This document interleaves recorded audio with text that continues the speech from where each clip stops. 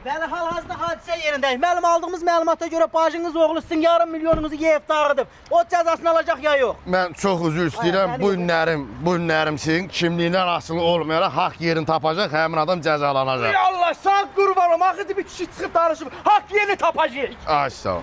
Ay sağ ol. Əmoğlu, sən ona üzrü sahibi səhv eləmişəm. O istəsən o 500 min var, onu da yerinə.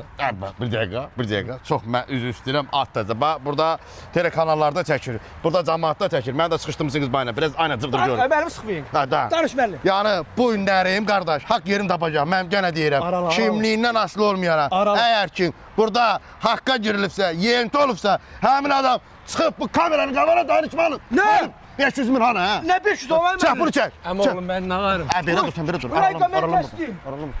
Çək, bax bunu çək. Çək də qardaş. Yarım milyonu bas, ye, cəmaatı bunu bas, ye. Ay sağ ol. Ay sağ ol. Cavab ver də, cavab ver. Səni verəcək məhkəməyə sürünəsən, necə? Neynədiniz müəllim? Bax, o qədər pul evimizə bəs deyil. Mən nə vardım ki, mən... Necə alağardım? Hə, mən əmək kitabsam zadım var, mən... Sərsən gəl, foto, hamısını yeyəm sən. Amma oğlu dedim ha. O elə şeydi, ardı kökəldi.